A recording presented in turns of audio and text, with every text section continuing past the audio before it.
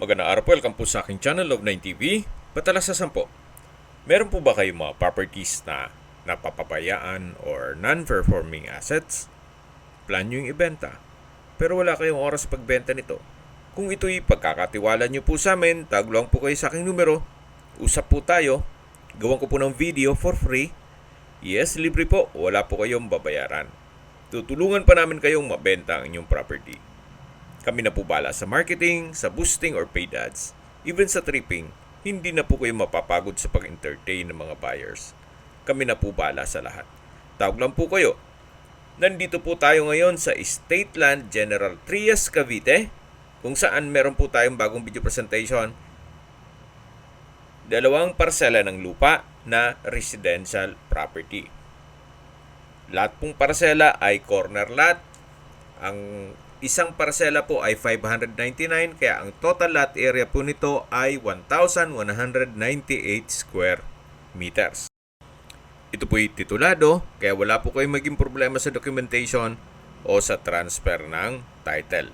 Napakahaba po ng frontage nito, kaya marami po kayong pwedeng i-project dito. Sa lapad po nito, maganda po itong gawing garahe ng truck o kung ano man ang inyong transportation business ay pwede po dito. Pwede rin po itong gawa ng apartment, gawa ng malapit po ito sa mga business establishments at university. Mamaya po sa dulong parte ng video, pag-usapan natin ang distance, location at travel time. May access na rin po dito ng tubig, kuryente at internet provider. Gawa ng marami na rin pong mga kabahayan dito. Ito po yung pangalawang corner lot. So, mahaba po yan. Mula dito hanggang dun sa first part ng video, kung saan dun tayo nagsimula, yung unang corner lot. Hindi lang po develop itong daan, pero passable naman po. So, karamihan po dito ay warehouse, kaya maganda rin mag-warehouse business kayo dito. Then, yung iba ay garahe ng mga sasakyan. May resort at events place. So, depende po sa magiging patag naman po ang lupa, kaya usable naman po. Sa ngayon, hindi nyo siya ma-appreciate gawa ng mataas po itong damo. Okay, recap lang po sa mga nag-skip ng video. Ito pong property ay nasa loob ng isang subdivision na state land dito sa General Trias, Cavite. May total lot area po ito na 1,198 square meters at ito po'y titulado. Okay, sa distance, location at travel time portion na po tayo. Mula po sa Governors Drive, ang distance is 1.8 kilometers at ang travel time is 7 minutes.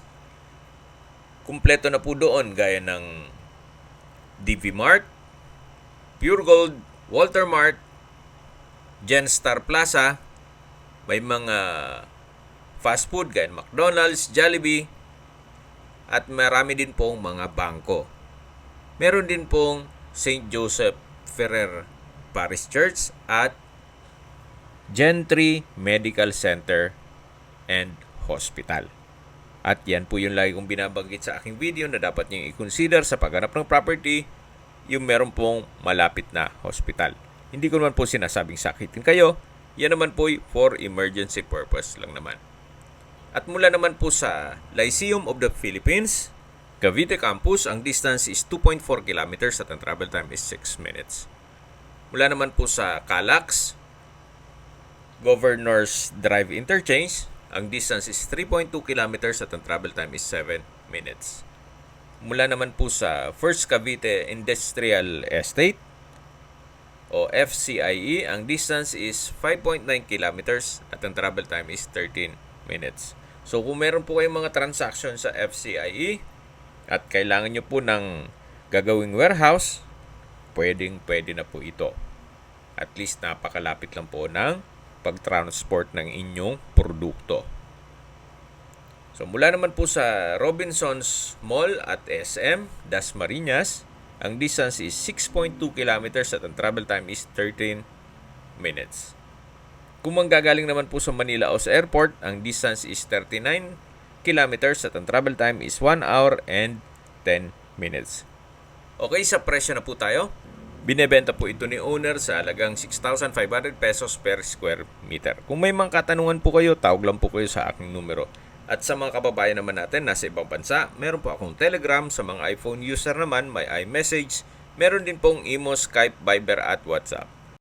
Same number lang po, 0917-316-3399. Sa mga nagtatanong naman po ng aming Facebook, meron po kaming Facebook page na Nov9 TV at Facebook Real Video. Meron din pong TikTok at Instagram. May ibang YouTube channel po kami na The Nov9 TV Channel, Nov9 TV Listings, at Nov9 TV On The Spot. Real talk, real fast.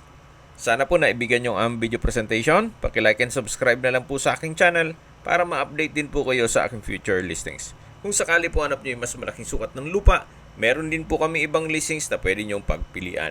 Huwag po kayo mag-atubiling tumawag sa amin, then let us know your budget para malaman namin kung anong property pwede naming alok sa inyo. Sa lahat pong viewer, subscriber at nagtiwala po sa amin, salamat po sa suporta. Ingat po kayo lagi at yung pamilya. Maraming salamat po.